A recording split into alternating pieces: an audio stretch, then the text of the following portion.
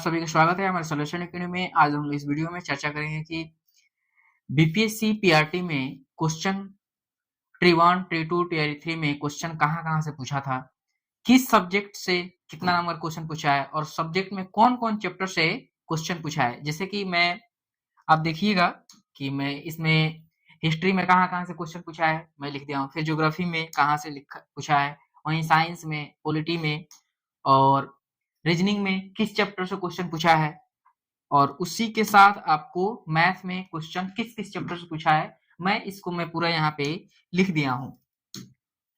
और आपको ये देखिएगा कि टीआरई 1 में पीआरटी में 2 बार एग्जाम हुआ था, लड़का के लिए अलग, लड़की के लिए अलग, तो 2 सेट वहां पे हो जाएगा आपका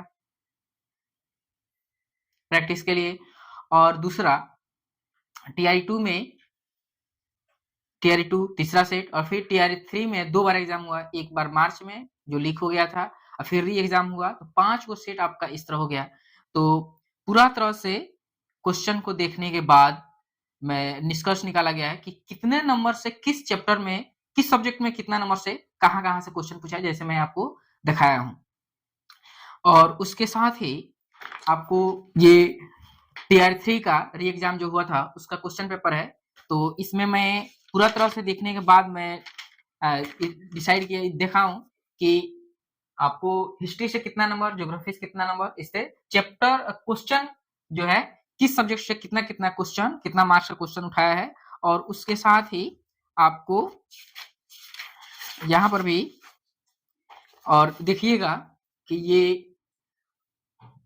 प्रीवियस ईयर सॉल्व पेपर है, प्राइमरी टीआरई 1, टीआरई 2, टीआरई 3, तो ये 4 सेट यहाँ पे और एक सेट यहाँ पे। तो इससे पूरा पता देखने के बाद पता चला है कि किस सब्जेक्ट से कितना नंबर क्वेश्चन पूछा है।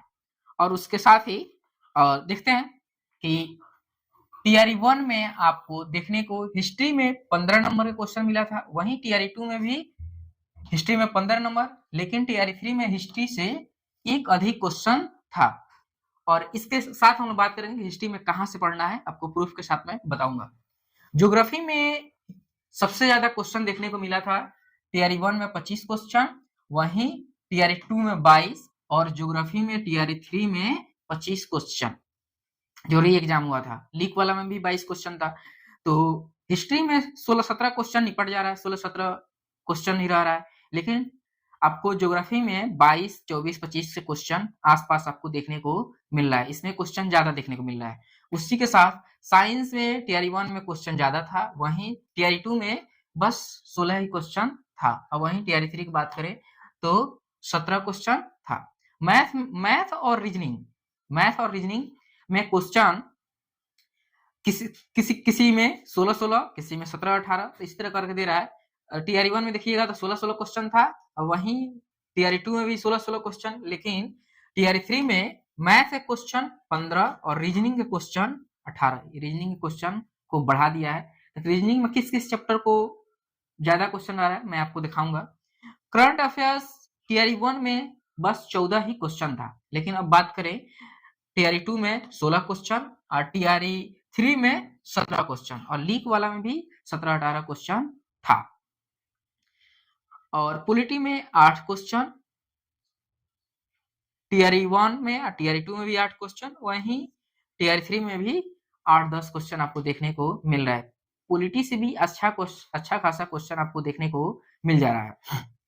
उसी के साथ बात करें ईवीएस का, तो ईवीएस भी आपको 10 क्वेश्चन टीआरई 1 में देखने को मिला था, टीआरई 2 में 8 क्वेश्चन, और आपको ईवीएस के लिए 8 क्वेश्चन टीआरई 3 में। इसी तरह क्वेश्चन किसी टीआरई 1 में बढ़ा दिया था, टीआरई 2 में घटा दिया था, तो ऐसे करके किसी सब्जेक्ट में बढ़ा घटा रहा है। अब देखते हैं, तो 5 सेट हो रहा है ज्योग्राफी के लिए। ये सब क्वेश्चन देखने के बाद ही मैं डिसीजन निकाल पाया हूँ कि कहाँ से क्वेश्चन कितना नंबर पे पूछा है।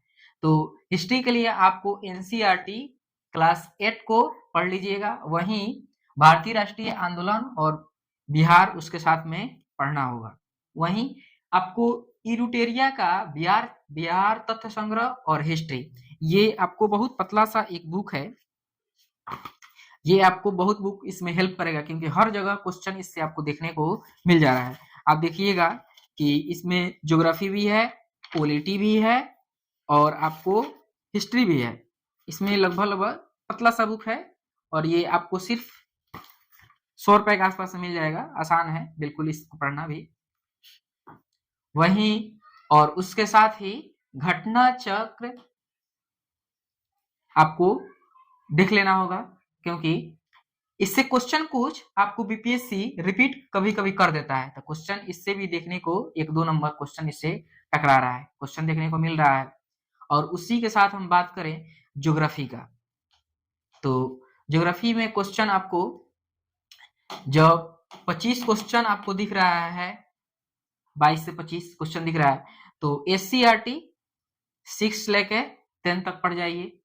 अभी टाइम है आपके पास, क्योंकि मान के चलिए कि अप्रैल में अगर एग्जाम होता है तो 4 महीना टाइम है अभी, सीधा सीधा कहीं मई में जाए तो 4-5 महीना टाइम है। तो नहीं, अगर आपके पास टाइम नहीं है तो किसी का 1 शॉट वीडियो देख जाइए यूट्यूब पर से, और दूसरे और उसके बाद एनसीईआरटी कम से कम 9th-10th का जरूर पढ़िए। इससे क्वेश्चन आपको सीधा सीधा क्वेश्चन 1-2 क्वेश्चन दिख रहा है 9th क्लास से स्पेशली। और लुसेंट को आपको इंडियन ज्योग्राफी के लिए लुसेंट को भी आप यूज में ले सकते हैं। लुसेंट भी आपको फैक्ट वाला क्वेश्चन आपको देखने को मिल जा रहा है। वहीं इलुटेरिया में आपको बिहार तथ्य संग्रह और भूगोल इसके लिए हिस्ट्री इसी से थोड़ा बहुत काम चल जाएगा, और बिहार तथ्य संग्रह में इसके साथ साथ भूगोल में भी आपको मिल जाएगा। और ये तो हिस्ट्री हो गया और आपका ज्योग्राफी हो गया। उसके बाद हम देखते हैं साइंस के लिए आपको एनसीईआरटी 6 से लेकर 10 तक, अगर एनसीईआरटी नहीं है तो एससीईआरटी भी आप पढ़ सकते हैं, कोई प्रॉब्लम नहीं है। अगर आपके पास टाइम है तो आप पूरा बुक पढ़िए, अगर टाइम आपके पास नहीं है तो 1 शॉट वीडियो देख लीजिए। लुसेंट के लिए आपको 20 से 25 पेज में आपको लुसेंट में आपको मिल जाएगा साइंस, तो वहां से भी आप इसको एनसीईआरटी और साथ में लुसेंट भी देख सकते हैं, देखेगा तो और फायदा हो जाएगा। और उसके साथ बीपीएससी का घटना चक्र और पूर्वावलोकन 69वीं बीपीएससी तक जितना भी क्वेश्चन पूछा है, और उसके साथ पॉलिटी में वही इससे बिहार घटना चक्र पूर्वावलोकन के आप ले सकते हैं बुक और उसको देख सकते हैं। फिर बिहार एडिटोरिया पॉलिटी में यही बुक आपको यहाँ पर भी हेल्प करेगा, क्योंकि ये भूगोल के लिए भी इसमें जो भूगोल दिया हुआ है, भूगोल के लिए आप जब पढ़िए तो लास्ट में इसको देख लीजिए, लास्ट में देखना है बिल्कुल। और उसके बाद हिस्ट्री में भी पढ़ने के बाद इसको लास्ट में, वहीं पॉलिटी के बाद भी इसको बिल्कुल लास्ट में देख लीजिए। और लुसेंट में आपको 8-10 पेज इसके साथ में जब आप इलुटेरिया पढ़ लें उसके बाद आप इसको लुसेंट भी आप देख सकते हैं। लुसेंट में भी कुछ पॉइंट जो दिया हुआ है बिल्कुल फैक्ट टू फैक्ट दिया हुआ है। अगर हम बात करें रीजनिंग का, तो रीजनिंग में आपको 15 से 18 क्वेश्चन देखने को मिल रहा है। और रीजनिंग में अल्फाबेट अपोजिट क्वेश्चन पूछा हुआ था टीआरई 3 में जो री एग्जाम हुआ था। वहीं क्लॉक से भी क्वेश्चन पूछा हुआ था और डायरेक्शन से भी क्वेश्चन पूछा हुआ था। मिसिंग नंबर भी से भी आपको क्वेश्चन देखने को मिला था टीआरई 2 में, और ब्लड रिलेशन से टीआरई 3 में क्वेश्चन देखने को मिला था। वहीं कोडिंग एंड डिकोडिंग में आपको 1-2 क्वेश्चन आपको उससे मिलता जुलता दिख रहा है, तो आप कोडिंग डिकोडिंग भी पढ़ सकते हैं। और रैंकिंग के क्वेश्चन टीआरई 3 में क्वेश्चन पूछा हुआ था। फिगर काउंटिंग में आपको टीआरई 1 में फिगर काउंटिंग से क्वेश्चन पूछा था। फिर mirror image and water image से भी क्वेश्चन आपको देखने को मिल रहा है, और एनालॉजी से भी क्वेश्चन 1-2 क्वेश्चन आपको देखने को मिल जा रहा है। और उसके साथ ही सिटिंग अरेंजमेंट चैप्टर से भी क्वेश्चन देखने को मिल रहा है। तो ये इंपॉर्टेंट चैप्टर है रीजनिंग का, इसको आपको हर हाल में पढ़ना होगा, क्योंकि टीआरई 4 के बाद पता नहीं टीआरई 5 आए कि नहीं आए। तो ये हो सकता है कि टीआरई 4 आए, उसके बाद चुनाव खत्म तो समझ लीजिए कि भूल जाइए कि टीआरई 4 आएगा कि नहीं आएगा। इसलिए टीआरई 4 पे पूरा तरह से फोकस करना है कि इसी में आपका जॉब लग जाए और ज्यादा भटकने की जरूरत ना पड़े। और इसके बाद हम लोग देखते हैं मैथ का चैप्टर, मैथ सब्जेक्ट, और देखते हैं किस चैप्टर से कौन कौन चैप्टर जो है आपको बीपीएससी पीआरटी के लिए पढ़ना होगा, क्योंकि इससे 5 को तो सेट हो रहा है, कहाँ कहाँ से क्वेश्चन आपको देखने को मिला था। वहीं नंबर सिस्टम से क्वेश्चन आपको हर हाल में 1-2 क्वेश्चन देखने को मिलेगा ही, और परसेंटेज से क्वेश्चन भी एक देखने को हर शिफ्ट में क्वेश्चन, हर बार आपको टीआरई 1, टीआरई 2, टीआरई 3 में लीक वाला में भी क्वेश्चन देखने को मिला था। तो ये इंपॉर्टेंट चैप्टर है, इसको हर हाल में पढ़ना होगा, इसको छोड़ना नहीं है।